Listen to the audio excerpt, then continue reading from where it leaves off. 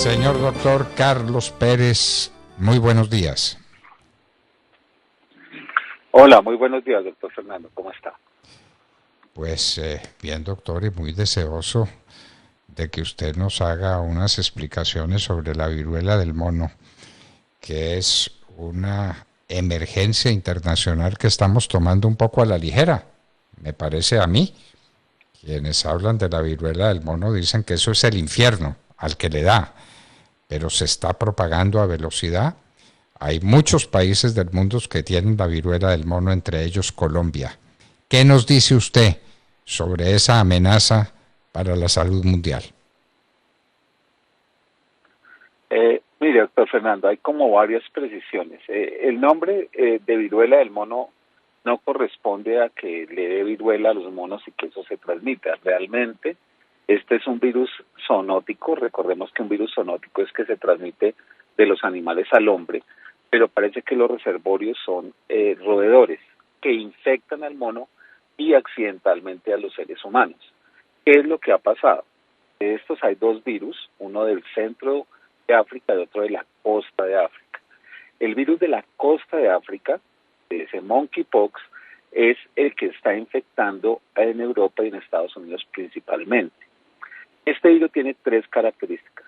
El primero, tiene baja mortalidad, es decir, que la mortalidad es mucho menor del 1%. Lo segundo, se transmite hasta 21 días.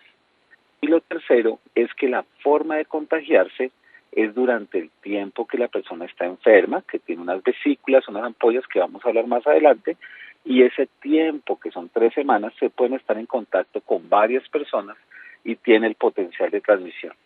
Eso es lo que ha hecho que crezca esta enfermedad. Ya son más de 16,000 personas en el mundo, en 75 países, y que definitivamente en la medida que haya contacto físico, viajes internacionales, pues habrá más casos al futuro. Bueno, pues gravísimo. Y a Colombia llegó, ¿no, doctor Pérez? Sí, tuve oportunidad de ver los primeros casos y son pacientes que procedían de Europa. Esta no es una enfermedad de transmisión sexual, sin embargo, la mayoría de casos están concentrados en la población de hombres que tienen relación con hombres, al parecer en un relacionamiento, en una celebración de la Semana Pride en España, un contagio y que pudo haber sido un foco de contagio.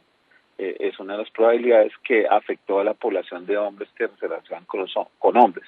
Pero ojo, no es una enfermedad de transmisión sexual, no es de estigmatizar un grupo o una orientación sexual, simplemente que por la dinámica de la enfermedad se puede enfermar a este grupo de personas mayoritariamente en este momento, pero todos somos susceptibles si estamos en contacto con una persona.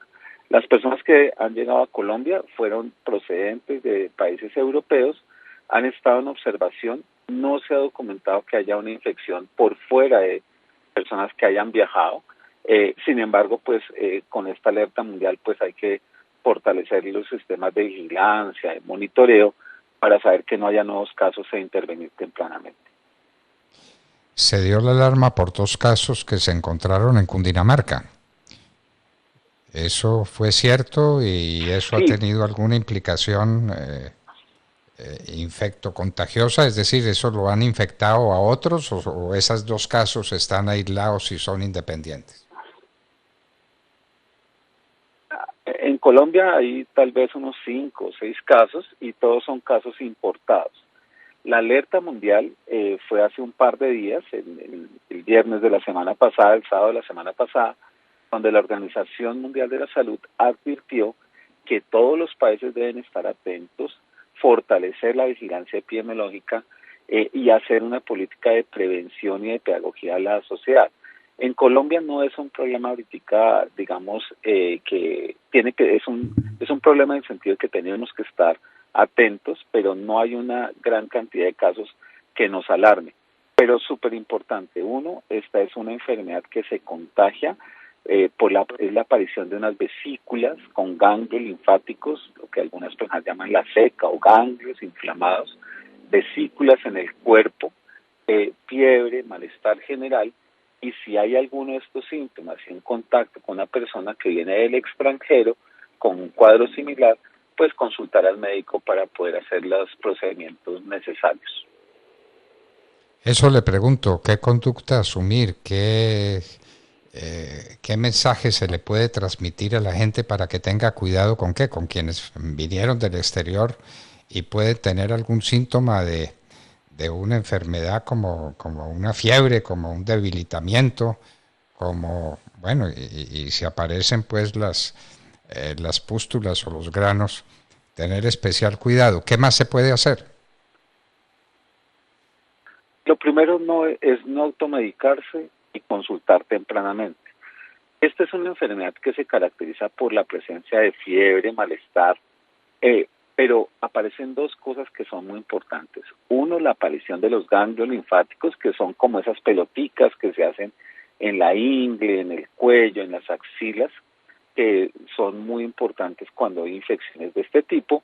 Y lo segundo es aparición de pústulas, que primero aparecen como unas pequeñas vesículas, como unos 3 o 4 vesículas, son unas bolitas llenas de agua, que luego evolucionan y cambian el color a ser un poco más verdosas, y posteriormente se abren como unas úlceras que llamamos pústulas, que son unas pequeñas costras. Esas lesiones preferentemente están en los miembros superiores e inferiores, en la región perineal también, en la región genital. Y si hay sospecha de esas vesículas, por favor, no se automediquen, no hay que ir a la droguería, no hay que aplicarse medicamentos, sino consultar al médico.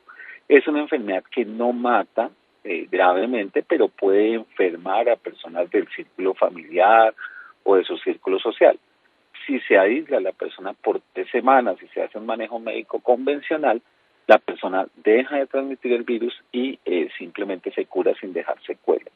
Entonces, importante, doctor Fernández, que la gente no se automedique. Puede parecerse a la varicela, por ejemplo, puede parecerse a enfermedades como alergias por medicamentos.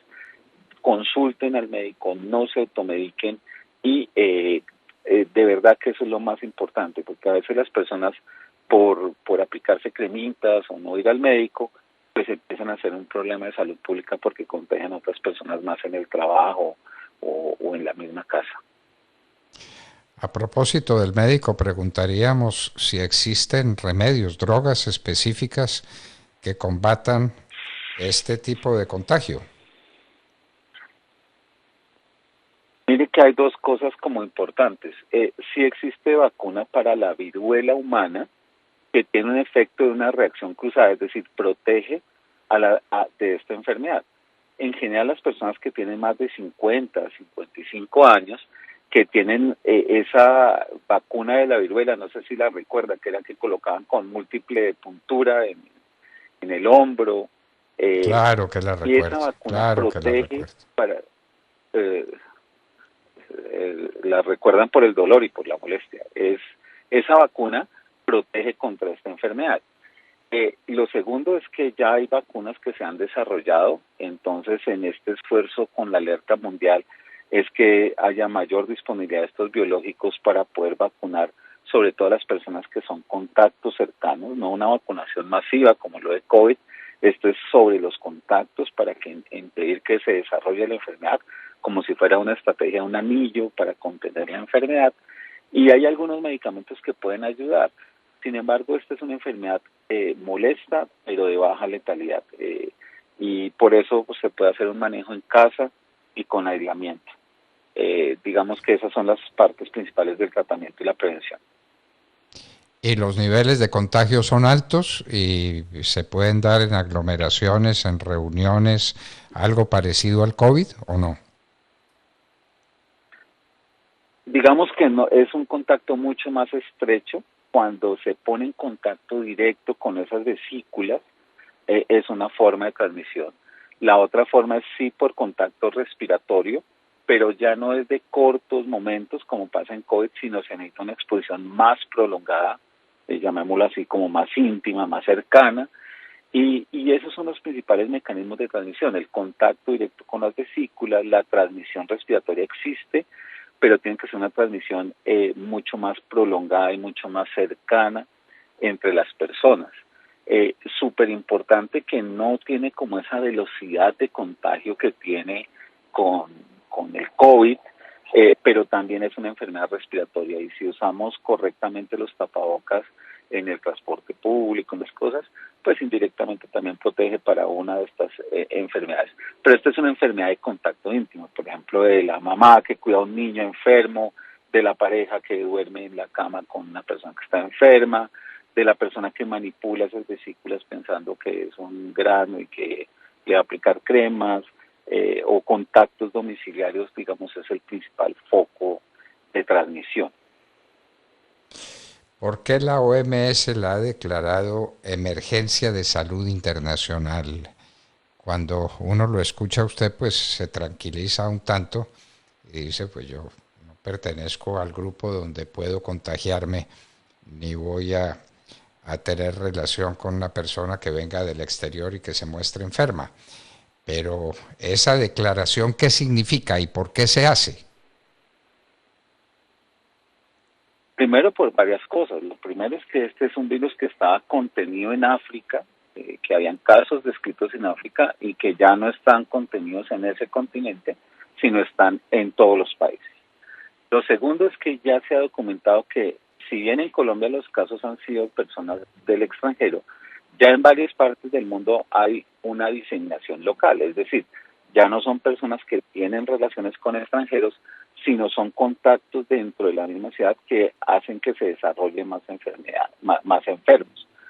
Tercero es que es contagiosa, y es una enfermedad contagiosa de forma muy importante. Entonces, así usted no tenga relaciones, pero si usted se encuentra con una persona que ha estado en contacto directo con otra persona, se empieza a transmitir la enfermedad. Es lo que se llama un contacto domiciliario, local, una diseminación local que ya no tiene que ver con estar en contacto con la persona. Y porque definitivamente pues se pensó que esta es una enfermedad que se podía contener, y pues ya cada día son más casos los que se reportan. Entonces, si bien no es una enfermedad mortal, sí es altamente contagiosa, contagia 3 semanas. Doctor Fernando, eso es mucho tiempo que una persona puede infectar a otra, tiene oportunidad, y todos los seres humanos somos susceptibles, a menos que tengan el antecedente de la vacunación de la viruela que pudiera protegerlos, que son personas en general mayores de 60 años, 55, 60 años. Los que recibimos la vacuna que nos ponían en el hombro, ¿no? Y se armaba una pelotica ahí alrededor de la vacuna. Sí, Esa, que decían que era como una pluma, ¿no? Que hacían múltiples punturas. esa la recuerdo muy bien, la vacuna contra la viruela, y es efectiva contra esta viruela. Sí, reduce hasta un 75-80% el desarrollo, y vacunas similares a esta se han desarrollado para este virus y ya están, digamos que aplicándose en algunos países, y pues esperemos que en un tiempo se pueda disponer para no una vacunación masiva, como le decía, como lo que va a hacer en COVID, sobre todo en los contactos cercanos, pero obviamente tener disponibilidad. Pero importante es la pedagogía. Cuando una persona vea vesículas en su cuerpo, tenga fiebre, tenga ganglios, se acerque al médico. No hay que alarmarse, pero tampoco no hay que perder el recaudo, digamos, de minimizar que no sea una enfermedad simple. Es una enfermedad extremadamente contagiosa que puede contagiar a grupos familiares, y a personas que estén cercanas, y por eso debemos alertar y estar atentos. Alertar, estar atentos y visitar al médico, no medicarse, no ir a la droguería a ver qué remediecito le dan para combatir el salpullido, la pústula, no sé pues cuál es el término exacto que debe utilizarse, pero acudir al médico y que el médico tenga paciencia y que reciba a las personas que solo tienen un malestar como de gripa otra vez, ¿no?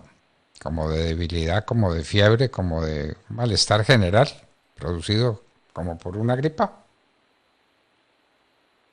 Sí, es un cuadro febril, de dolor muscular, de molestias, de presencia de esos ganglios y de la aparición, lo dice bien, de vesículas, pústulas, de costras, que Son esas lesiones en la piel que son pequeñas bombitas de agua que van evolucionando, que pueden ser molestas y que ante la duda, por favor, consulten al médico y porque les van a dar las instrucciones de qué hacerse para impedir que se contagie pues la familia u otras personas en ambientes laborales, en otras circunstancias. Doctor Carlos Pérez, gracias por su tiempo y por su paciencia y por su bondad para ilustrar a las muchas personas que nos oyen sobre este tema y para que cada uno lo maneje como corresponde. Por Dios, con el médico, con la entidad de salud, no se automedique, no invente remedios caseros para una enfermedad que puede ser altamente contagiosa. Doctor Carlos Pérez, muchísimas gracias por acompañarnos en la hora de la verdad.